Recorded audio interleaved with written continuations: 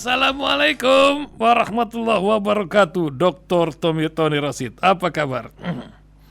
Waalaikumsalam warahmatullahi wabarakatuh. Kabar baik Pak Ihsan. Alhamdulillah seluruh berhasil. Di Jakarta atau di Kalimantan ini Mas Tony? Udah di Jakarta? Posisi ada di Jakarta Pak Ihsan. Mantap, awas bocor rumah, hati-hati ini hujan lagi luar biasa hari-hari ini. Mas Tony, mudah-mudahan sehat. Kalau bocor rumah hujan biasa, kalau bocor suara gawat. Nah itu karena ada yang bilang ini suara pada kemana? Kok hilang di Jakarta ya? 48% atau hampir 50% lah jadi golput itu ya. Itu yang menyebabkan toko sebelah kata Pram dan Rano ini menyebabkan ingin jalan-jalan ke Mahkamah Konstitusi. Nampaknya sudah mereka jalan-jalan kemarin ya di tengah golput yang merajalela. Alasannya entah apa, nanti Mas Tony mungkin bisa kasih pencerahannya.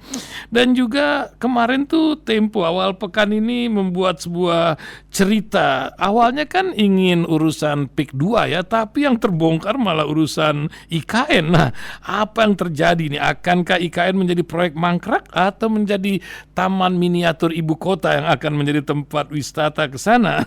Lumayan itu dari Banjarmasin ya. Kita juga dengar sebuah peristiwa yang luar biasa. Lagi-lagi polisi melakukan tindak yang orang lagi pulang dari makan warung kopi ditembak cing, bilangnya ada tawuran. Ini kan sebuah narasi kebohongan yang nampaknya kebohongan menjadi sebuah kebiasaan di negeri ini. Bagaimana baiknya nih tentang yang satu ini Mas Tony? Dan terakhir ketika Pak Prabowo bertekad memerangi kebocoran APBN. Ini bukan bocor lagi cing, jebol ya mungkin. Akankah bisa di tengah carut marut hukum dan oligarki belakangan ini? Mungkin ada tambahan lagi Mas Tony yang bisa disampaikan karena Demokrat sedang juga menuju istilah minta pemilu Jakarta diulang gitu. Silakan Mas Tony, tafadhol. Saya menanggapi dulu yang terakhir terkait dengan Demokrat, dan yang pertama ada kaitannya dengan Pilgub DKI. Permintaan berbicara di Taufik itu kepada KPU untuk mengulang karena dianggap KPU bertanggung jawab disebabkan oleh 46 lebih persen, hampir 47% masyarakat itu tidak ikut berpartisipasi di dalam Pilgub, dan ini baru sejarah pertama angkanya sampai hampir 50%. Kemudian dikatakan bahwa itu tidak representatif, itu tidak mendapatkan legitimasi publik. Tolong bangun dulu lah. Tolong bangun. Kita itu punya aturan hukum, ada undang-undang pemilu, ada undang-undang pilkada, kan?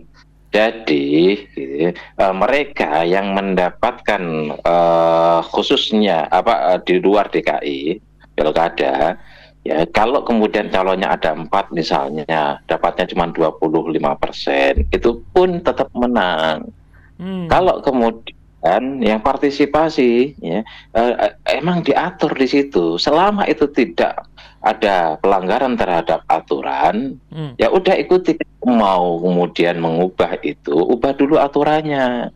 Di mana ketika partisipasi pemilih itu kurang dari 50%, apalagi ini lebih dari 50%, apalagi ini kurang dari 50%, maka tidak sah. Mau ada aturan dulu, minimal yang ikut berpartisipasi 75%. Misalnya aturan diubah seperti itu. Kalau minimal 75% yang ikut partisipasi, kalau kurang dari itu maka ya dianggap tidak absah misalnya. Itu mau diulang berapa kali? Ini kaitannya dengan politik anggaran. Anggaran pilkada itu cukup besar. Gitu loh. Kira-kira kalau di pilkada DKI misalnya anggarannya dibelikan kerupuk, wah itu banyak sekali Pak. Gitu.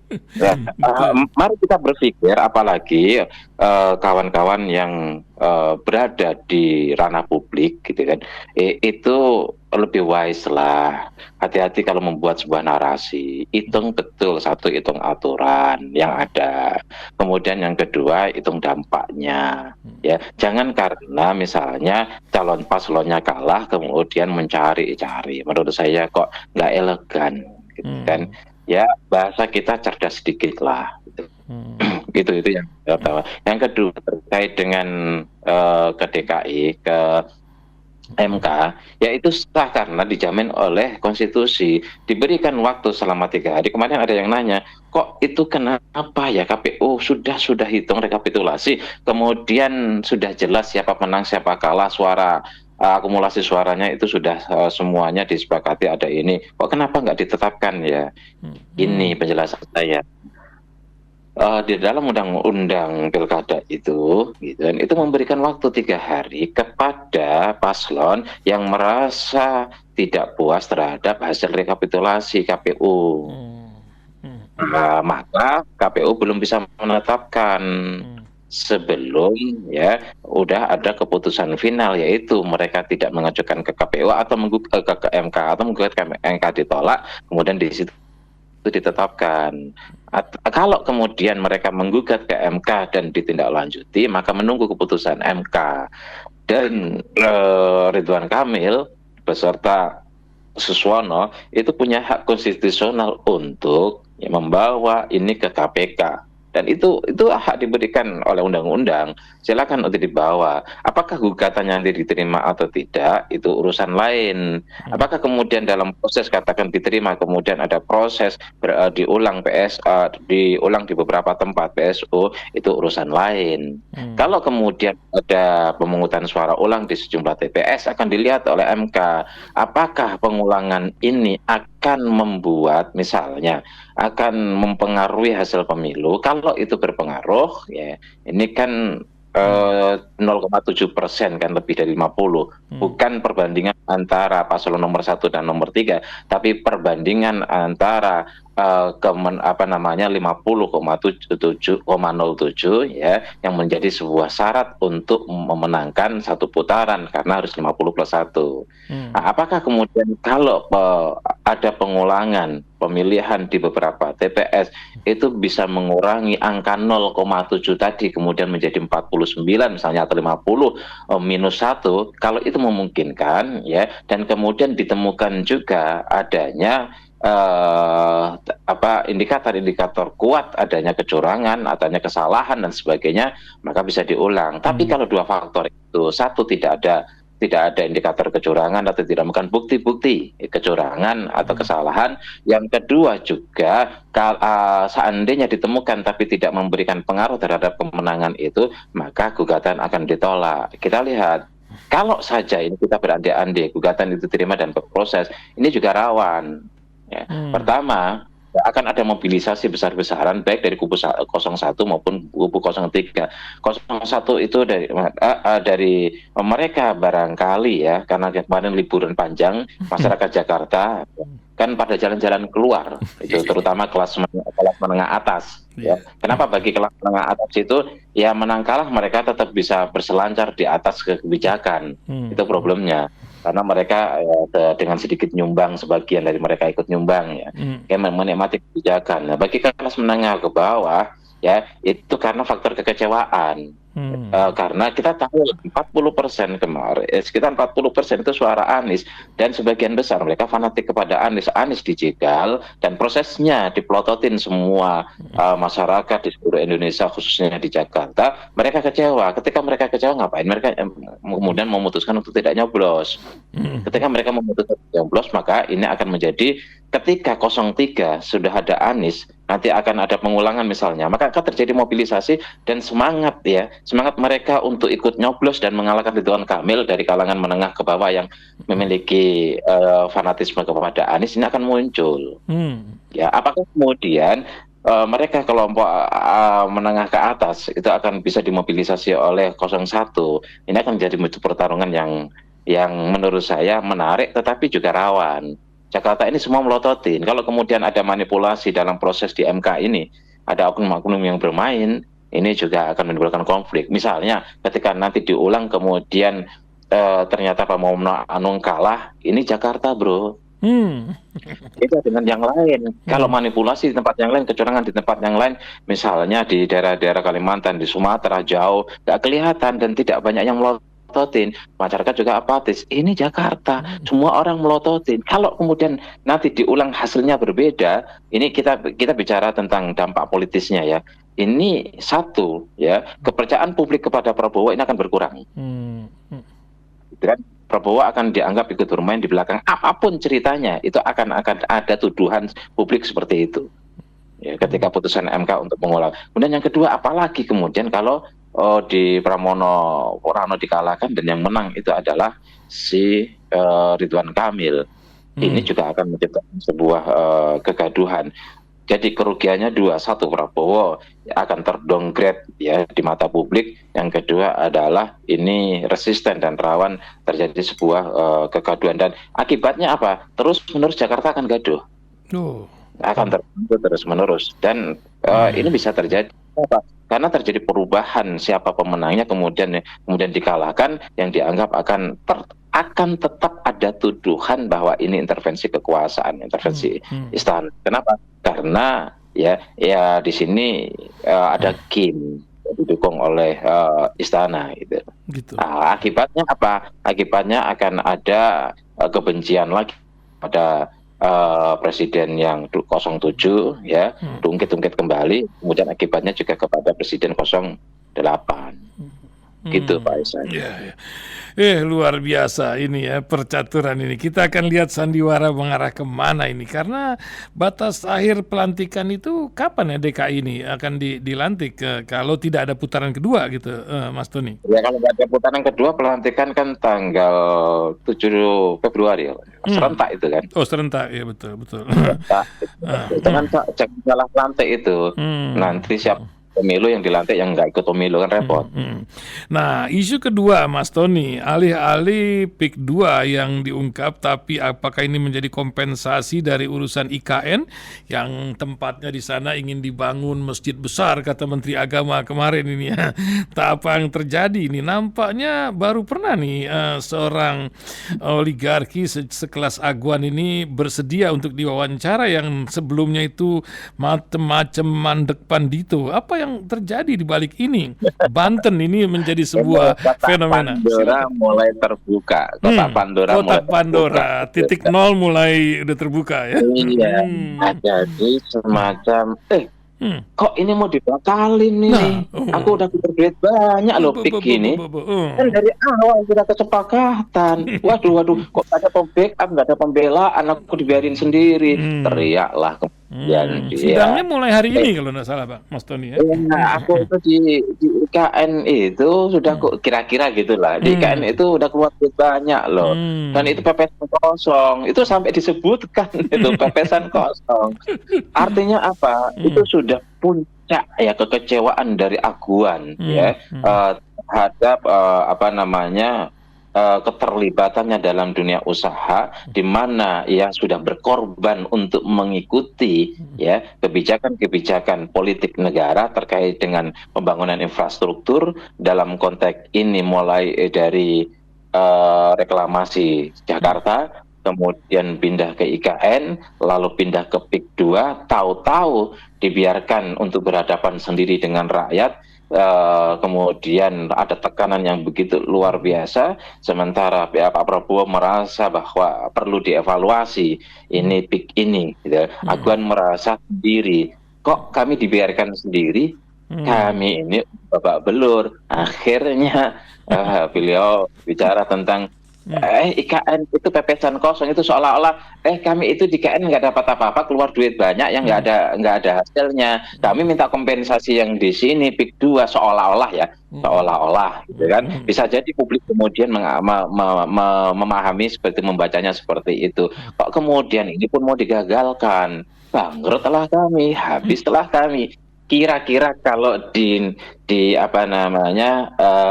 bacaan publik, sekali lagi ketika saya diundang beberapa perkumpulan untuk saya ikut nimbrung dalam diskusi itu, nimbrung dalam menjadi narasumber, informasi-informasi yang saya dapatkan bahwa pembacaan publik seperti itu. Wah, memang enggak ini, karena memang di IKN, saya kan pernah ke IKN Pak Ihsan. Ya memang cukup perjuangan yang cukup berat IKN itu. Kan untuk memindahkan itu kan butuh biaya yang cukup besar. Sementara DPR sendiri, ya silakan pindah biar kami di sini. Ya, informasinya memang 2-3 tahun ke depan, ya kita tunggu. Ya DPR itu akan dipindahkan ke sana, begitu juga untuk yudikatif akan dipindahkan ke sana.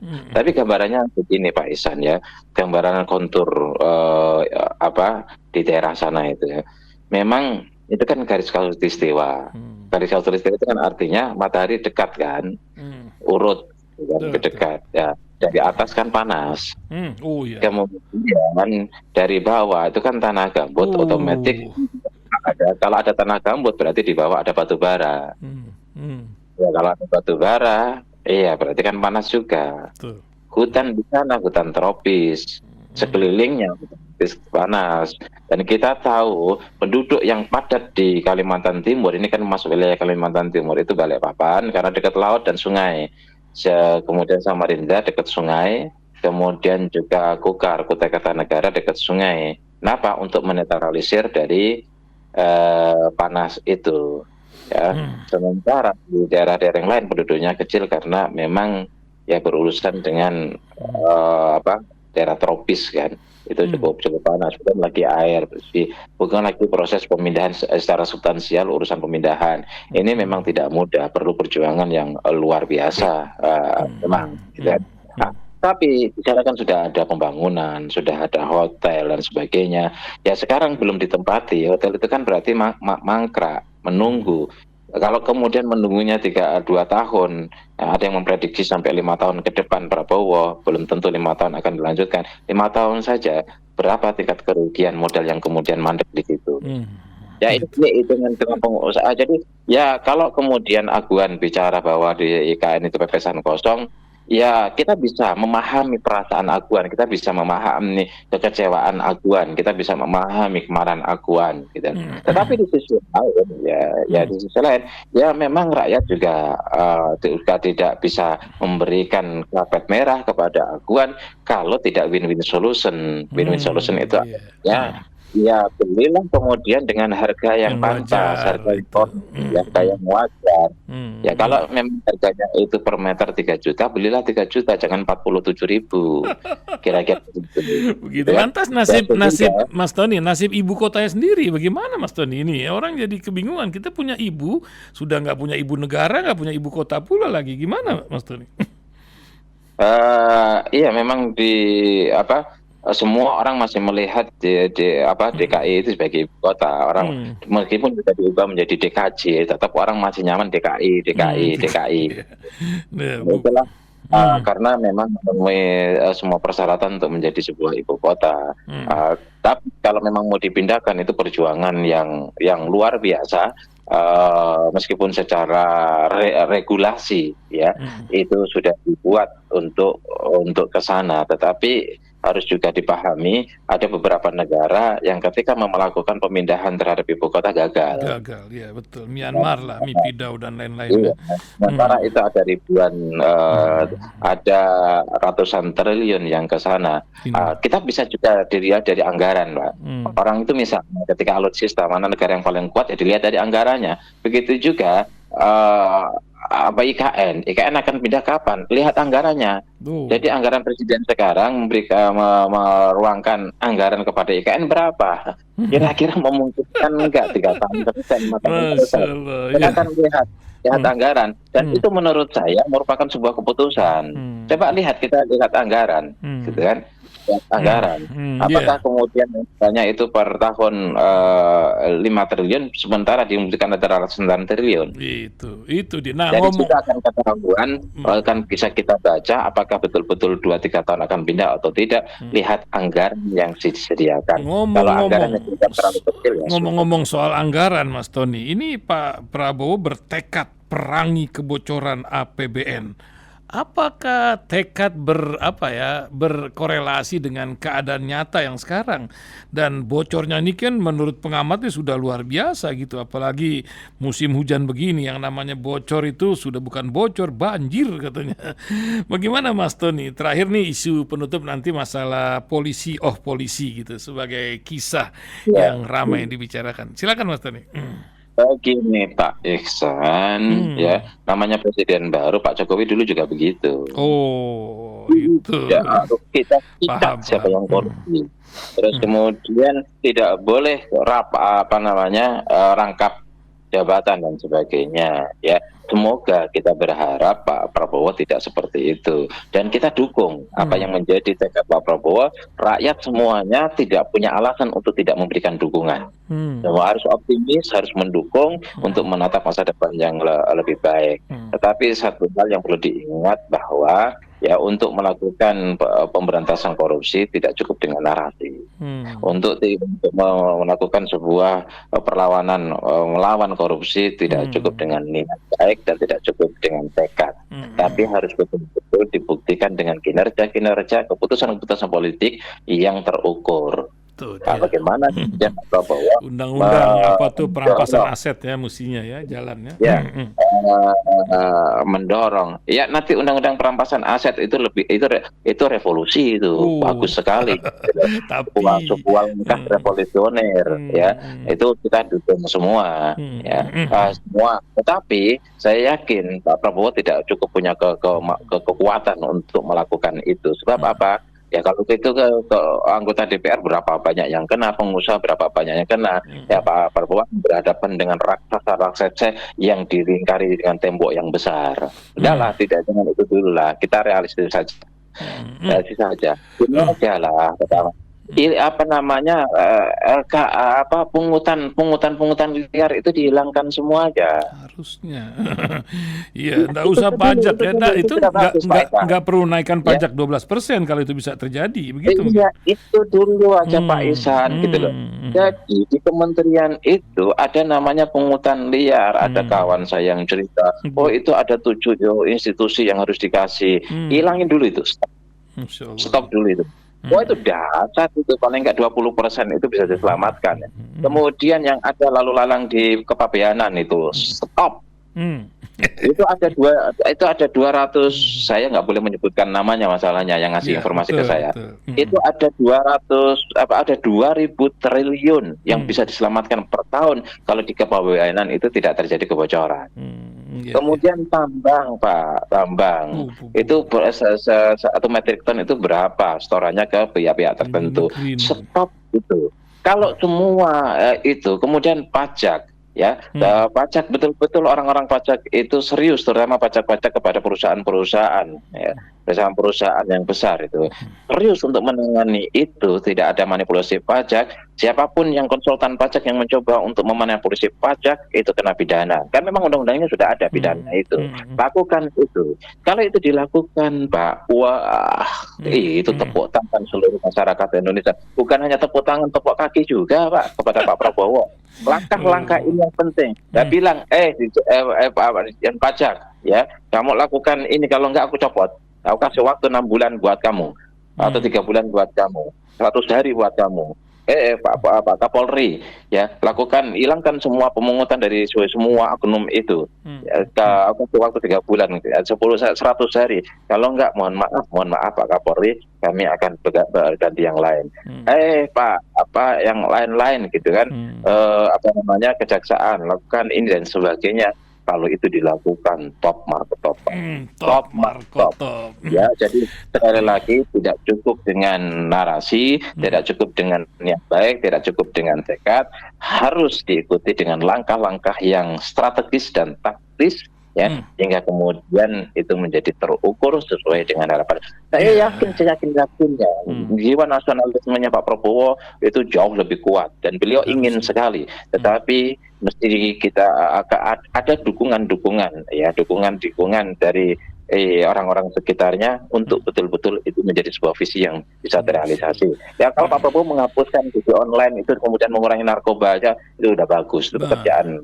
Iya, memang nampaknya narasi ini menjadi sebuah perbincangan. Sekarang ini masalah kejujuran menjadi bahan barang mewah di negeri ini. Nah, contoh saja peristiwa terjadi di Semarang itu yang pas Kibra kena tembak polisi yang nampaknya baru kena hukuman dipecat itu. Kata narasi ini juga dikomentari Partai Coklat berperan dan Pak Kapolrestabesnya juga apa itu Kapolri apa itu memberikan narasi yang mengingatkan peristiwa kilometer 60, juga dulu ada Sambo dan lain-lain, peristiwa-peristiwa ini berulang kembali.